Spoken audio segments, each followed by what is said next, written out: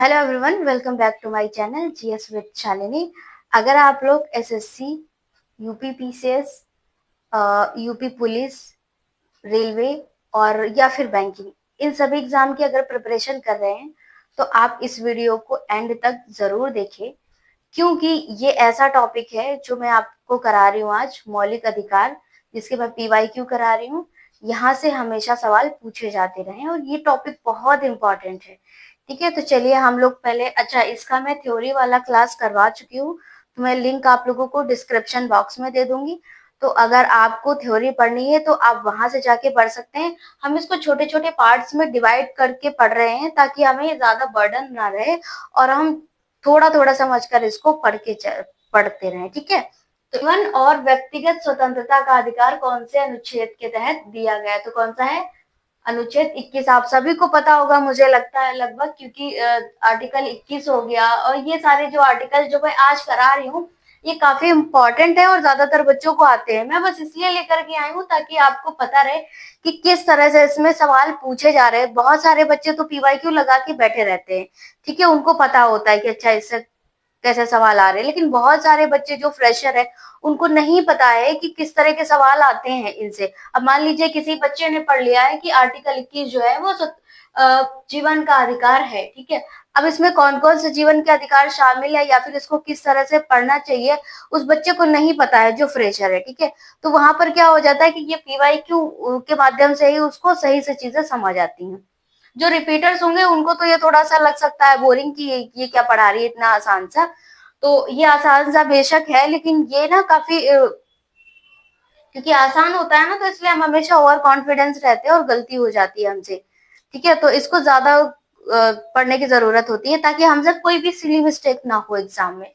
ठीक है, हमने पहला क्वेश्चन देख लिया, जीवन और व्यक्तिगत स्वतंत्रता का अधिकार कौन से आर्टिकल में दिया है? तो आर्टिकल 21 में दिया गया है।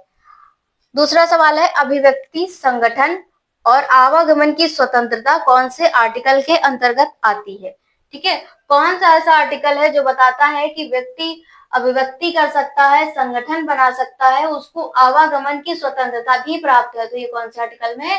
आर्टिकल 19। मैंने आर्टिकल 19 के 1 से लेके F तक की, ABCDEFG इस तरीके से जितने भी है मैंने सबको अपनी थ्योरी वाली क्लास में पढ़ा रखा है, तो आप उसे जरूर जाके देखिए। ठीक है, अगला सवाल देखते हैं, राज्य को धर्म, जाति, लिंग आदि के आधार पर भेदभाव करने से रोकता है? कौन रोकता है? आर्टिकल 15 जो है, आर्टिकल 15(2), इसको हम 15(2) कह सकते हैं। ठीक है, 15(2) क्या करता है? राज्य को धर्म, जाति, लिंग, अब जैसे मान लीजिए राज्य है, वो अगर ये कहे कि हम पार्टिकुलर किसी कास्ट के लिए जो है वो सरकारी नौकरी दे दे रहे हैं, या फिर कोई भी ऐसा कोई भी लाभ जो किसी पार्टिकुलर जाति को, धर्म को मिल रहा है, इस आधारों पर, तो ये चीज गलत है। संविधान इससे रोकता है कि राज्य ऐसा कोई भी काम नहीं करेगा, है ना। तो उसी आर्टिकल को यहाँ पर बता रहा है ये, कि राज्य धर्म, जाति, लिंग आदि के आधार पर किसी के साथ किसी भी प्रकार का कोई भेदभाव नहीं कर सकता, यानी कि वो राज्य को रोक रहा है। ठीक है, तो कौन सा है? आर्टिकल 15। अब 15 याद रखेंगे, बस 2 को तो रहने ही दीजिए। ठीक है, क्वेश्चन नंबर 4 है, मौलिक अधिकारों की रक्षा के लिए नागरिक सीधे किसके पास जा सकते हैं? देखिए, सबसे बड़ी जो पावर है वो है सुप्रीम कोर्ट के पास। हाई कोर्ट हो, वो सभी सुप्रीम कोर्ट के अंतर्गत आते हैं, है ना। तो वहां पर जाकर के ये बोल रहा है कि जो भी मौलिक अधिकार है उनकी रक्षा के लिए कोई भी नागरिक सीधे जा सकता है किसके पास? Supreme court. कौन से आर्टिकल के तहत? आर्टिकल 32 के तहत, जिसमें 5 तरह की रिट जारी होती हैं, 5 तरह की रिट जारी होती हैं। और सुप्रीम कोर्ट गारंटी भी देता है कि हम नागरिकों के जितने भी अधिकार हैं उनकी हम रक्षा करेंगे। समानता के अधिकार का प्रारंभ किस अनुच्छेद से होता है? कौन सा अनुच्छेद से होता है? तो आर्टिकल 14 से होता है। और ये कहाँ तक जाता है? आर्टिकल 18 तक। आर्टिकल 14 से 18 तक कौन से अधिकार हैं? तो ये समानता के अधिकार हैं।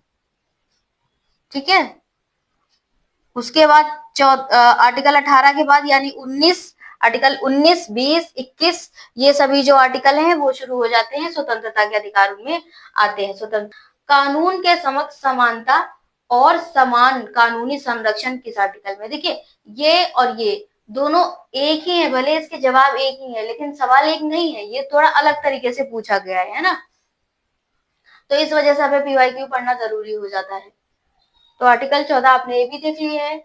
अस्पृश्यता का अंत कौन से आर्टिकल में है? आर्टिकल 17 में है। किसी नागरिक को जाति, धर्म, लिंग, जन्म स्थान के आधार पर सरकारी नौकरी से वंचित कर दिया जाए तो इसके अंतर्गत कौन से आर्टिकल का उल्लंघन माना जाएगा? तो कौन सा आर्टिकल होगा? समानता का अधिकार। समानता का अधिकार कैसे होगा? मैंने अभी आपको बताया, यहाँ पर आर्टिकल 14 से लेकर 18 तक समानता का अधिकार आता है, ठीक है। तो यहाँ पर कौन सा आर्टिकल होगा? आर्टिकल 15 होगा। तो इसी के बीच आएगा ना आर्टिकल 15। तो इस तरीके से समानता के अधिकार का उल्लंघन यहाँ पर माना जाएगा, ठीक है। तो ऐसे ही छोटी छोटी वीडियोस के माध्यम से हम अपनी जो पढ़ाई है उसको कंप्लीट करते रहेंगे। हम मिलेंगे अगले वीडियो में। तब तक अगर वीडियो पसंद आता है तो आप लोग वीडियो को लाइक कर दीजिए, चैनल को भी सब्सक्राइब कर लीजिए, ठीक है।